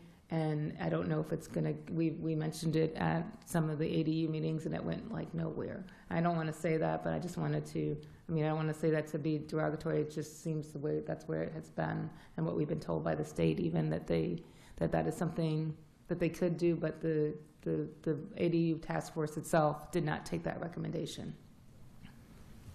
Okay, thank you. Let's go to Councilor Hernandez and then Councilor Mitchell. Fully supportive of you going back with a letter that we've all talked about at some point. It's unfortunate, right? It seems like everyone's trying to figure out how to do this the best way and in a meaningful way to both provide affordable housing, but also do it in a way that's it's not going to negatively impact the existing residents that are there. Couple things off the top of my head. Safety. Safety is super important to me. Like, I know that there are unauthorized ADUs that are built out there that are not safe.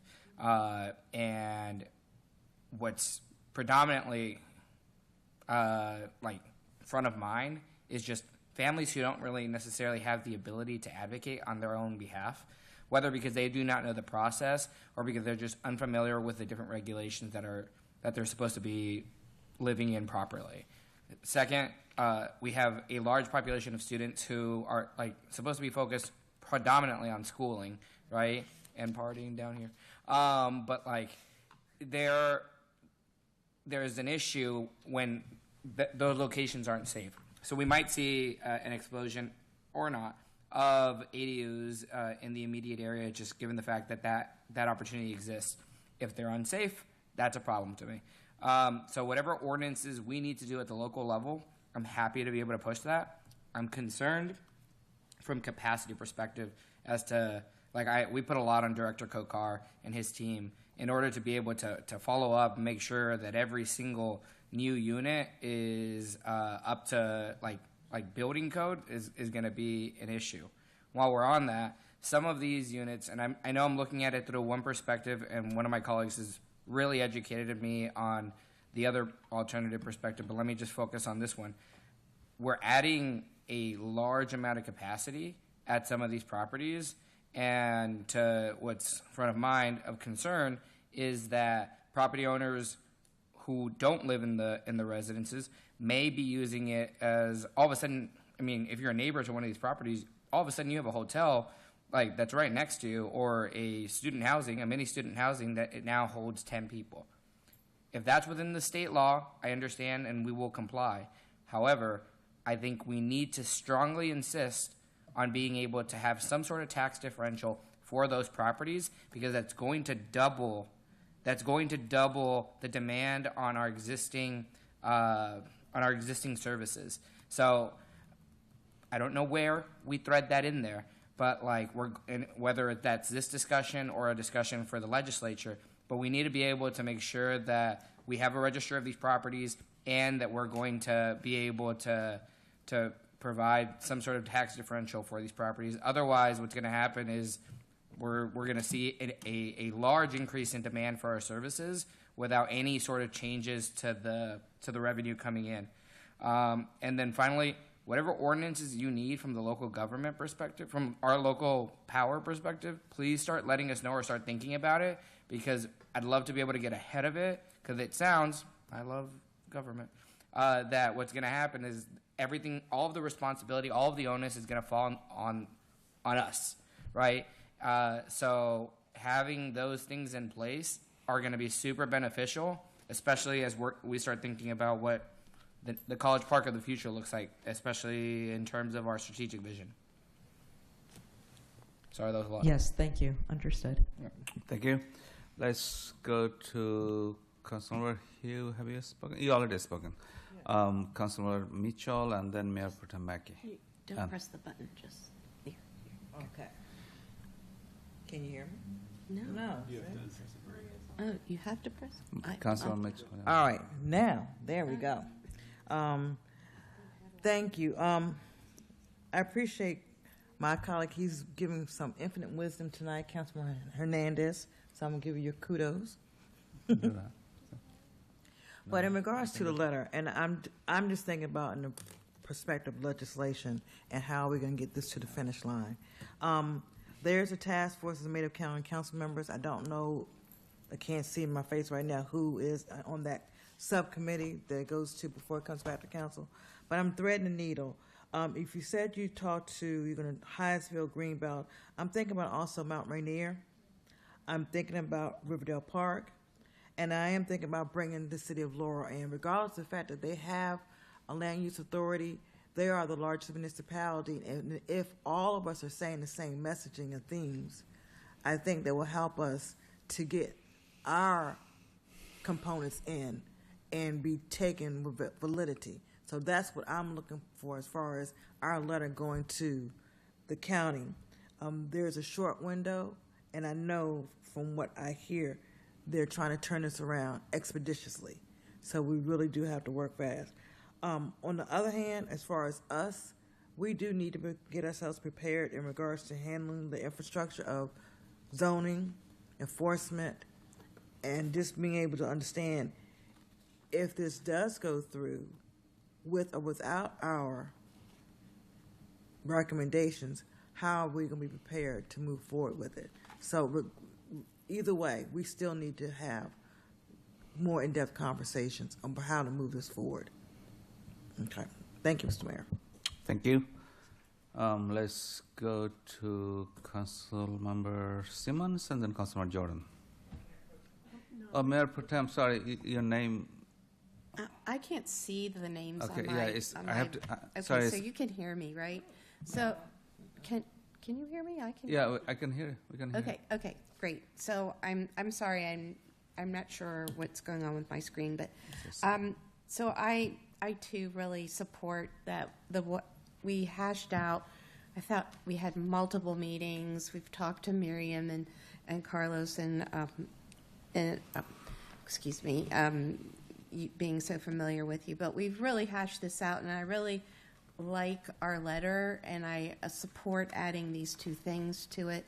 You know, and we will see what happens, but I think that it's really important that we continue to advocate for what we need in College Park, and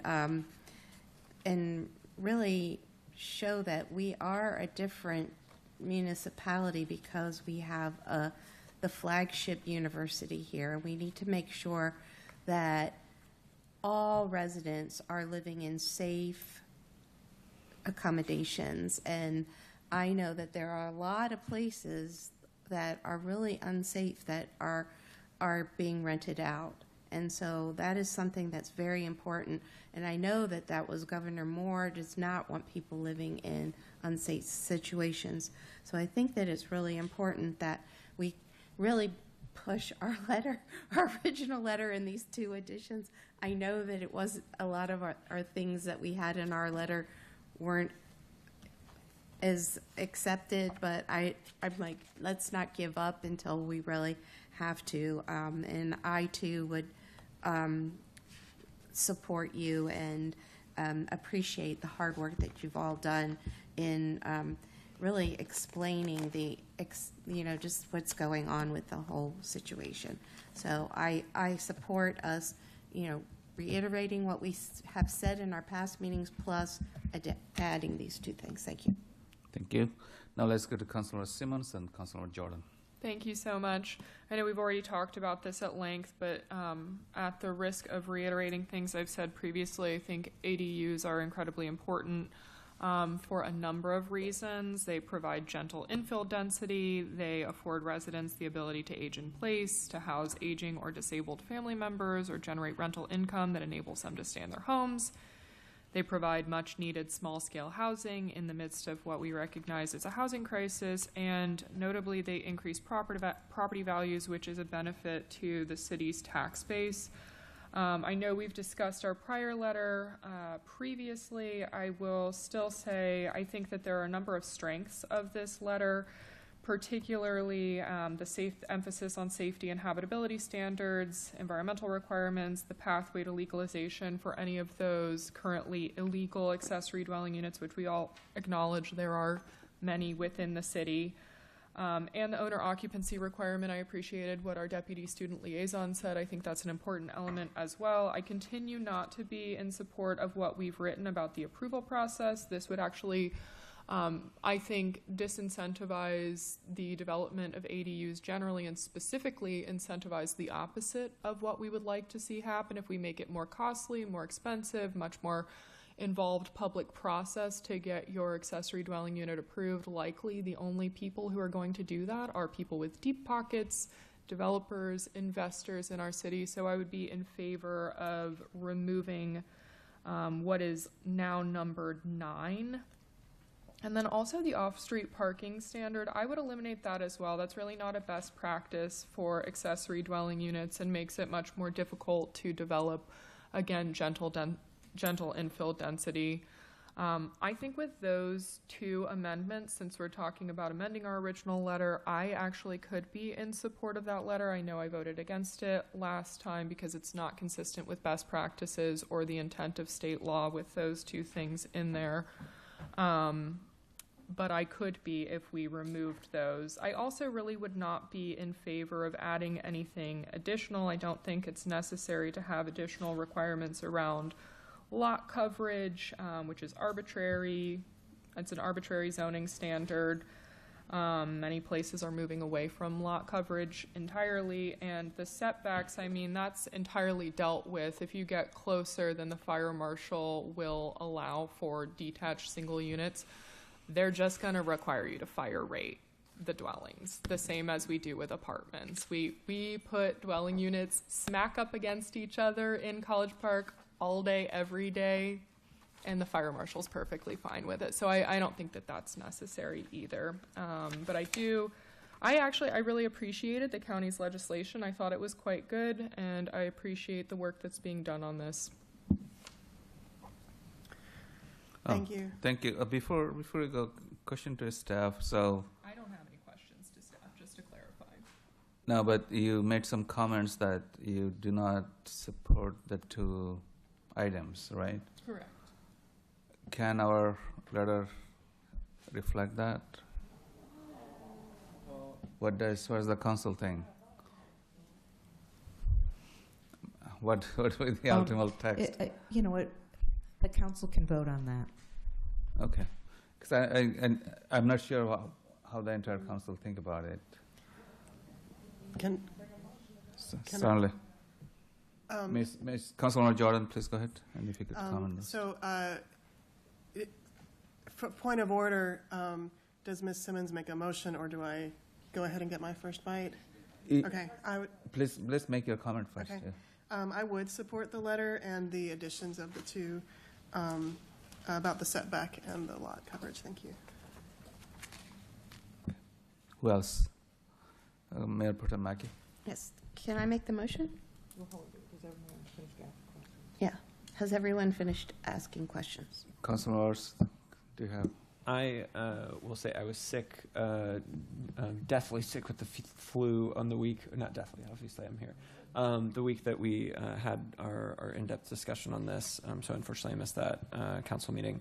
I just wanted to clarify in terms of when there are things that are not unanimous views of council, but are being sent, to what extent that normally is reflected in a letter or not. I know the letter we previously sent was not unanimous, but was not reflected in the letter. I don't know what the best practice is, but just wanted to clarify that.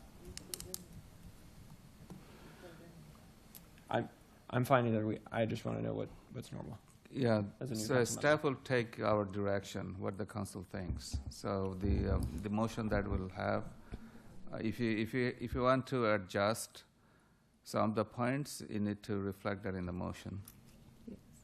So, Mr. Mayor, for clarification, in regards to the vote, when the vote in the past and the vote happens and it was not unanimous, we have asked that the vote be put in the letter for clarification and knowledge to the parties it's being sent to. So it is known it's not unanimous. We can reflect the comments that were made tonight within the letter as well on the dissent. Certainly. All right, so the council ready for the motion? I'll entertain a motion then. I move to approve the city's letter to the county council by adding the ADU setback language and clarifying the lot coverage issue. The recommendations in this letter emphasize the city's commitment to addressing student rental market concerns and supporting neighborhood stabilization while ensuring the implementation of the state's ADU legislation. I further move to allow the city manager to submit a letter on behalf of the city regarding the city's position on accessory dwelling units, ADUs, to the county council on, did this change LDR-142-2026? Right. So moved. Second by Councilor Mitchell. Did I hear that? Yes. Okay. So, further comments? yes. No. We've spoken about this a lot. We we really hashed out the letter the last time, and then after many meetings with the that our staff has had, they've come back with 2 additional things that we're going to add into the letter. So I support that. Thank you. Thank you. If anyone, and this is, I'm following Robert's Rules of Orders, if anyone wants to amend this, this is the time to do it, if you'd like to. If not, that's fine too. Anyone wants to make comments before I take the vote? Someone on this. I during my initial comments neglected to even address the letter. I apologize. But I also neglected to talk about the alternative perspective that my colleagues have educated me on with regards to ADUs. I'm looking at it and solely, and for the residents that I'm representing, and I understand that a large portion of the properties that will be within the single-family homes of my district, I'm sure there's going to be maybe a smaller percentage of homes that are going to be designed for a mother-in-law suite or like a father-in-law suite in order for folks to be able to help people age in place or downsize or whatever reason that there may be. I understand that they're important. I'm really just thinking about I just know that the world is going to be much more capitalistic, and I'm trying to protect the residents that from just a drastic change without careful, tempered, measured growth. So that's all I want to say. Thank you. Any further comments? Yes, Mr. Mayor, I have comments. I thank the staff again for what they've done as far as putting the letter together. I appreciate my District 2 colleague and her comments. I think we need to move forward because we're at a time that it's prime for us as a city, and we've been talking about ADUs for more than 5 to 6 years. This will give us leverage if we're able to get these points into the council's overall piece of legislation. It would help not just College Park, it would help all the other municipalities in Prince George's County who are considering ADUs. We will be just the ones that are putting forth the effort through policy. And I think, again, once this is accomplished, we still will have to work on our own infrastructure and enforcement, public safety, and policies to ensure what we all are looking for is a better quality of life for everyone in College Park. Thank you. Any further comments before we take the votes? Councilmember Hill. Yeah, he's still there. Okay, please go ahead. Councilor Hill, any comment? No, just voting yes. Okay, let's take the vote. All in favor, say aye. Aye. Any opposed? Any abstention? Nay. So there's a vote of 6 to 1 to 0. Am I correct? 6 ayes and 1 nay. And can staff put this in the letter that council adopted it with some concerns? Yes. Thank you. Mr. Mayor, can I ask another question, please? I apologize. Can we just, I know it's mentioned about the lobbyists, but can we make sure that our lobbyist is working with the members of that committee? Yes, and we are. Yes, because that's going to be very I've been in contact with important. Mr. Perez on this, and he's ready. He just also wants us to also work with our county council member, and is ready for us to both address a letter to the county council member, to the committee, and to put everything together for him. And to the 2 at And large. and we'll do all the other. Yeah, he's working through it. Thank you. Appreciate it. All right. Thank you, staff. Thank you, Miriam. Thank you, Carlos. I appreciate your work. And Thank you. Thank you, Michelle.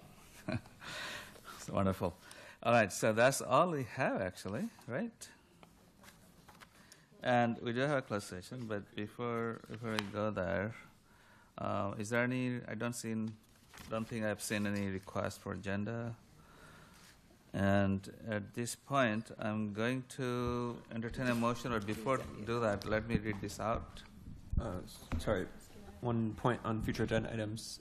Just wanted to flag for folks that some of the future agenda items that we haven't totally finished may be added back onto the future agenda items list or scheduled in the future. And just want to make sure that we're not losing track of the things that we're focused on. Are these in the list, in the packet? They Master weren't list? included in the master list this time, but particularly revisions to the new neighbor grant is one item that we had received an information packet on, but haven't had a work session or discussion in terms of what action we're going to take.